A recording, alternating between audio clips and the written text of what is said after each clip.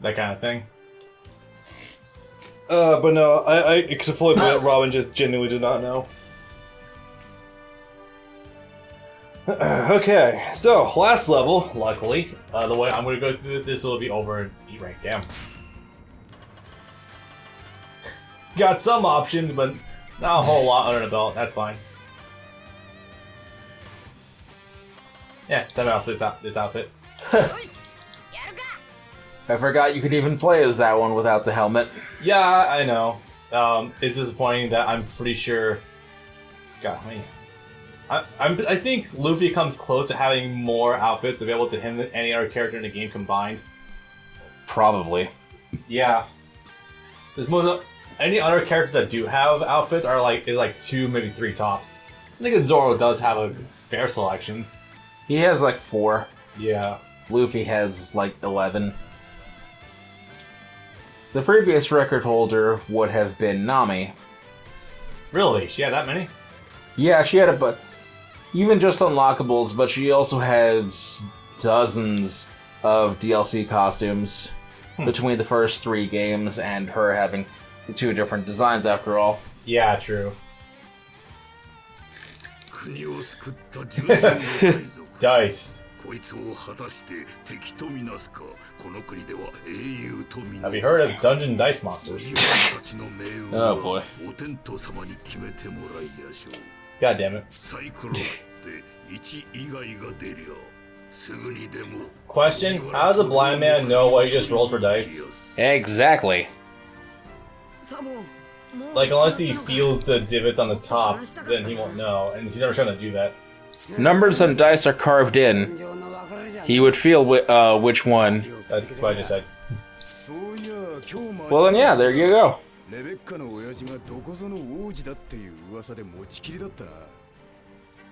Prince from some faraway land. I don't think it's ever going to be addressed. Who is? Something about Rebecca's dad being some general from ancient land, or, oh no, what the heck, that's nonsense, Rebecca's dad is a soldier. Yeah. Okay. It's because he didn't want to be identified as having the connection with King Riku, and by extension, with Rebecca. Yeah, true. So much stuff just happened off screen and we didn't go on any of it.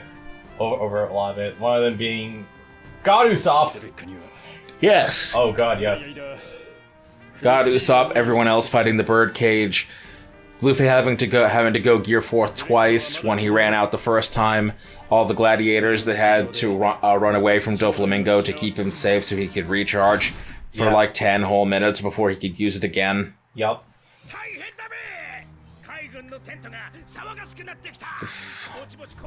Who did they fight? Damn it. Oh, and Bartolomeo. Since we didn't go over him whatsoever, Bartolomeo is kind of Luffy's number 1 fan. Yeah. I don't blame him. And it's great. Yes, he's.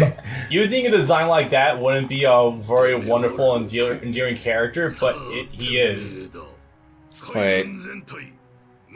Now you refer to them as Marines. They've been saying Marine in the game, haven't they? They're going back and forth between that and Navy, of course. Okay, so, It's like the army itself is called the Navy, but the soldiers themselves are Marines. So... Christ. So... Christ, those tits in the sunlight. Yeah. When, Yeah, right? When the dub came back for Punk Hazard, for the first set, there's going to be a total of 4 of them, I believe.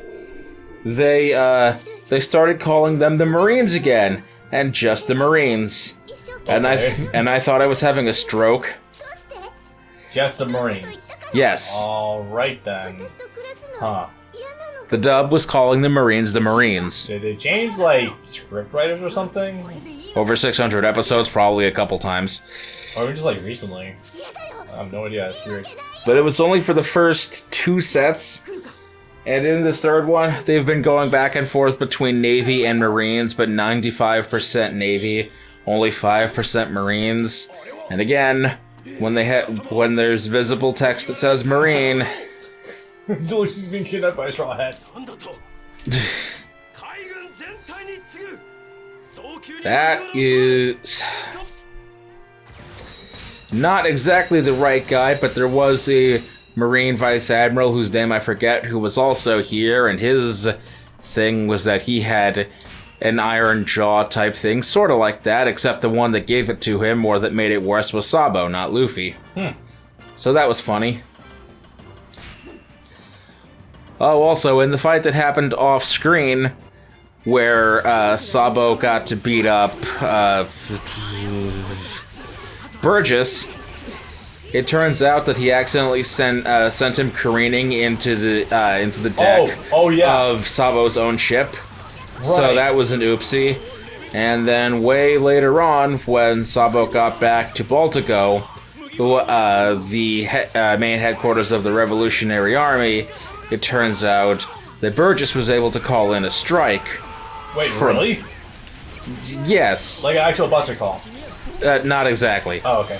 He was able to call in the Blackbeard fleet to come and attack the Revolutionary Army because I'm here. We're never gonna find them again ever otherwise. We may as well attack them even if we don't have a reason to. Raise reputation, I guess. That would probably be only done for like the money and the reputation. That must have just been extremely fucking lucky. Basically. Yeah. So he's like, I'm gonna send you my coordinates via the snail. Both come and pick me up and rescue me because they might kill me. But also we can totally kick their asses. And that would be funny. That's the only way to put it. For perspective on how long it takes for the game to catch up sometimes, I took out all of the Marines like 2 minutes ago. There's a guy above you. Oh, I think it's someone different. All cabin is stop and destroy Marine provisions. I'm just taking over this base first. Okay. We were doing this during the middle of the level. Yeah, this is gonna go throughout the whole of the stage. Yeah.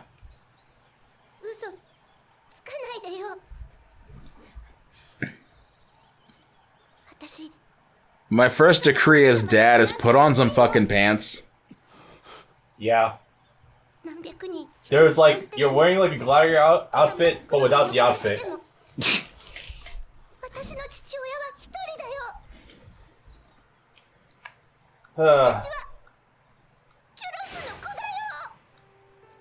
Again, just like the voice does not match the stature. No.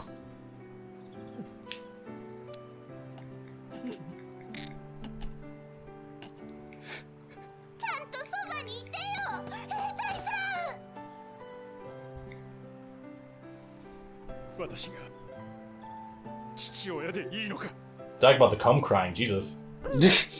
I told you. Yeah, it's even worse than this engine because it's just like so textured. Holy shit. Oh god, it looks like she did get hot glued. Oh, great. I don't want to ruin the seriousness of the scene, but Jesus fuck. Honestly, there's not a whole lot going on. Fucking go for it. Yeah.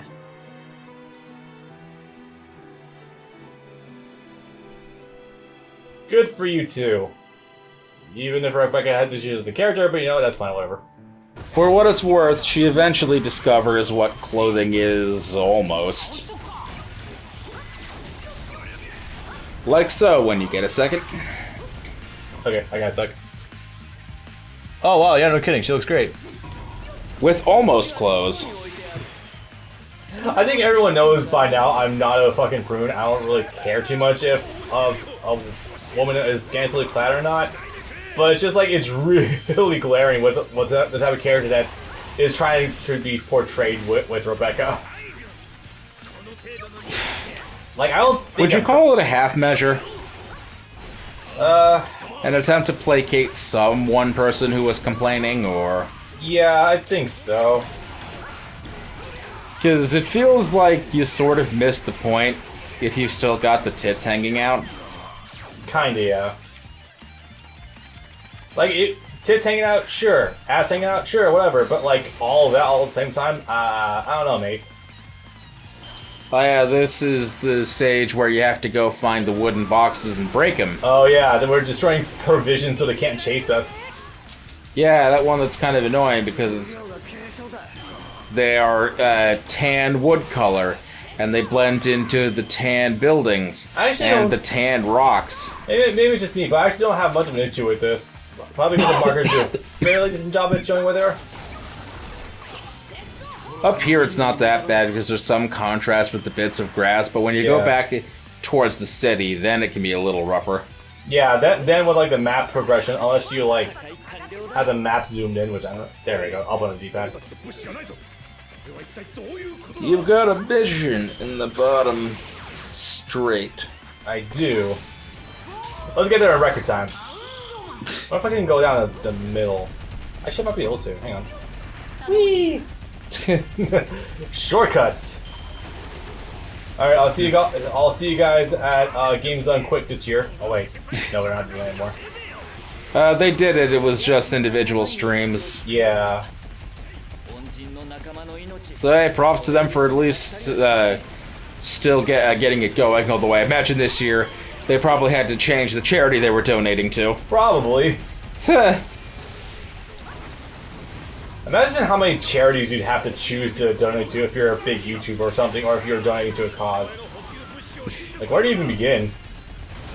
As well as making sure, fact-checking each one to make sure that they are in fact donating to the right causes and not just like someone's just back-pocketing all the money. It depends on where your priorities lie. Personally, there are some charities like we're going to they're YouTuber gamer affiliated that are like, this is a charity that goes to help solving mental health crises. Yeah. Sure, that sounds like a good idea.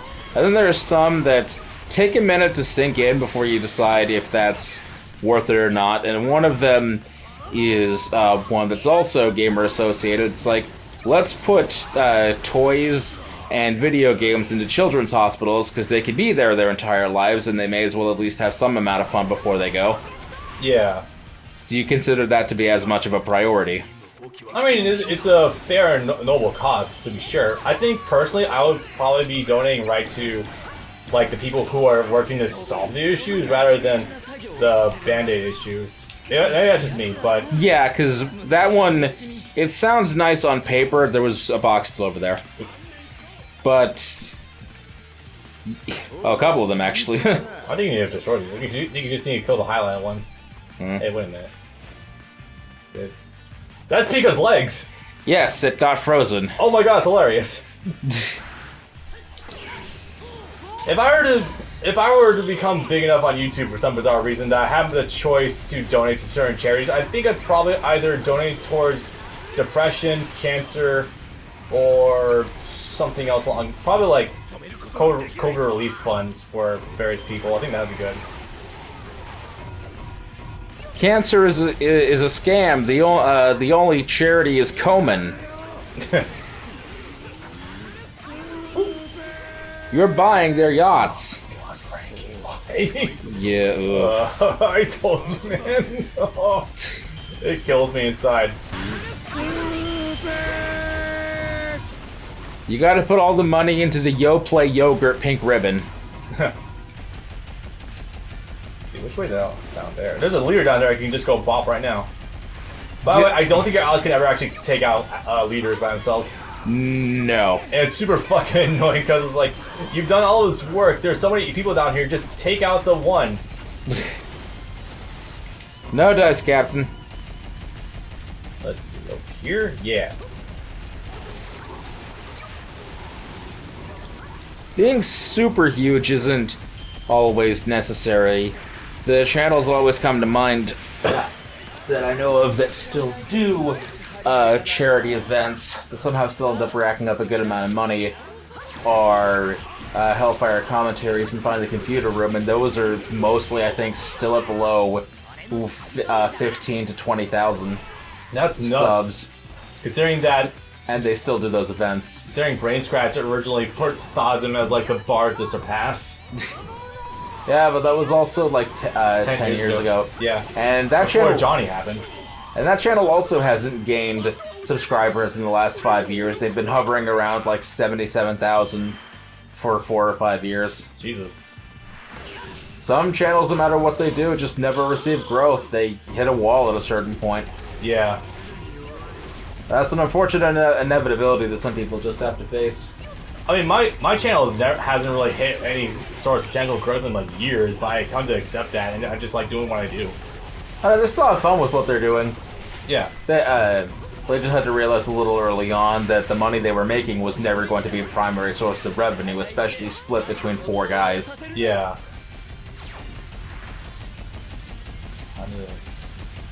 More down here, okay. I mean, that's why you make other content on the side that would probably be picked up by people on top of your regular stuff. I.e. like guides or countdowns or stuff like that. Oh, you mean stuff on the same channel. You probably don't want to have too many channels if you can't manage it all. Oh no, definitely not. You don't want to be like DSP or someone who has like 7 channels but only posts on one of them. You don't want to be like Nate Wants Battle several years ago, where he's uploading all of his gameplay stuff and his music video stuff to the exact same channel. That was a mistake on his part. I don't think he never acknowledged it, but he did eventually segment them.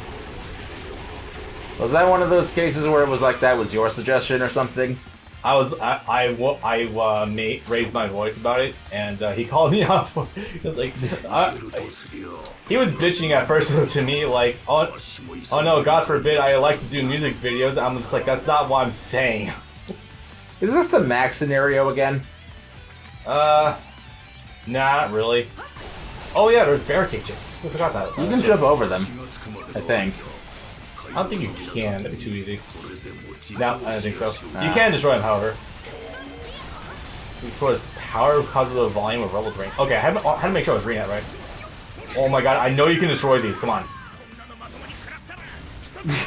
I'm starting a new wall. I know you can go through that. What the fuck? Oh, well, whatever. Must be at a certain point.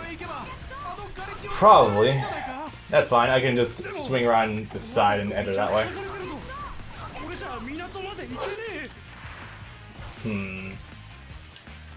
Stage is taking a bit. It's the navigation, really. I'm also not regenerate. I think, is there any music playing? Yeah, there is. I can't hear it at all. It's a little low in decibel level. Ah. Oh, there it is. Yeah, I think it's... I forget what the song's called, though. It's one of the cheerier songs. I know that for a fact. Wait. How the fuck? You have to go around to the left side. Okay. Weird. God, level navigation is not this game's forte for sure.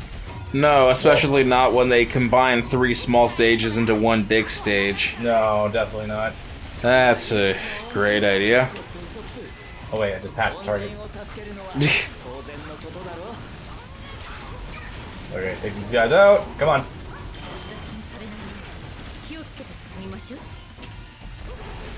You're trying to make sure everyone escapes unchased. Unchased. I think unscathed. So you want to make sure they don't get chased. You know, you gotta make sure enough of your guys survive that you can form the Straw Hat Grand Fleet. I will definitely say, if it weren't for the lock-on, it would be nigh impossible to hit one person regularly with your fourth. Yeah. Lock-on really helps me to get out of you. There we go. You just gotta be transformed. No, I think it was actually down like 1 hit point before I could destroy it. No, I'm kidding. I think it really was just that, like, tiny. Yep. Where are you going? No. Okay, finally. Jeez. This level really is still going, though. Yes, I'm aware. I think we still have to fight Fujitora one more time, too. But we have the level completely filled out. Oh, there it went. We can't have that. Come on, any day now, Fuji. Whenever you wish to take the field, or wherever Zora was to catch the fuck up. Oh no, right. You're supposed to help them go away. You're supposed to go to that right corner, that bottom right corner. Yeah, you're probably right. God, your force really just does spoil me. All right, I'm going this way. Like there's no more enemies left, so I should be able to just get there quickly. Yep. I'm so used to Breath of the Wild with having to reserve just a little bit of stamina at the very end, so I don't end up going into an exhaustion state. But I don't have to worry about that at all with this game. How do you like swimming with stamina? It's terrible, but I understand it, so you don't like go swimming beyond the border walls of the game. Go to them anywhere. The easiest is the desert, and you'll see that it's really underwhelming. Okay. I still have not gone to the far side of the Guru Desert yet, no. Well, there are actually some things to do there, and your map's gonna go out, but there's a reason for. Actually, no, there isn't. But I guess just go as far south as you can, or just try to swim for a minute behind Eventide Island, which that's a fun challenge. Remember that one? Vaguely. That's not Cola Island. That's gonna be a different one then. That's the one that takes away everything and says start the game again. Oh, it is. Okay. There you are. God damn it, took you a while to show up. I like how we actually do show the subtitle of what the real name actually is, Isho. That's a good touch. Do? No, I could be wrong. I don't think we know what Green Bull's real name is either. Probably not. Having only Have you appeared ever once. seen a visual of him yet? We've seen him in silhouette at the Reverie. You know what? Give me the chapter numbers later and I'll go read Reverie for myself. There's a lot to take in there. That's fine. I am a unfortunate bookworm these days with my research for Berserk. What tomfoolery is this? I'm hitting you with that malarkey, Fujitora. I'm sorry. There we go. There we go.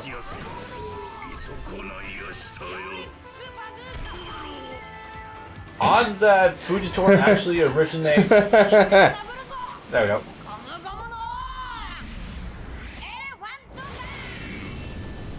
So this one on the right is the first visual we were ever given, which did not pan out. No, not really. And this is the current visual we have. Does not help at all. But that's all we've got. Okay. And anything else you see is a really bad fan guesstimate.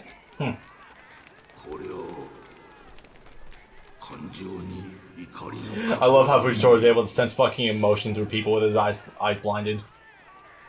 There's a lot you can play with a blind man in the series, considering what armament and observation hockeys are.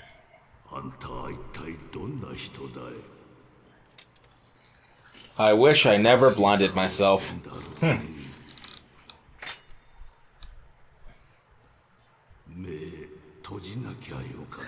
The one instance where it was like, yeah, I kind of wish I wasn't blind right now, whatever. I think that's it. Is that it? Yay! It's a pity there was no Akainu or Sengoku here to motivate him to do this. Or no Sengoku to talk to Law, who was supposed to have his big moment with Corazon. But I guess not, since we just cut that flashback and almost literally all of Law's involvement with all of Dressrosa in the first place. Yep. Also, it's a goddamn war crime we don't end up getting that little phone call between Fujitora and Akainu at the very end. Yeah. Unless that happens in the next episode, which I don't think it does. No, we move right into Whole Cake. Yeah. Which is not happening right now. Oh god. It's been over a while. No. No, that's for next time. Yeah. So next time, we get into more modern One Piece, Whole Cake Island, where Sanji gets some things to do. No marginally good villains. A half-decent story, I think. Yeah. Yeah. Alright, bye.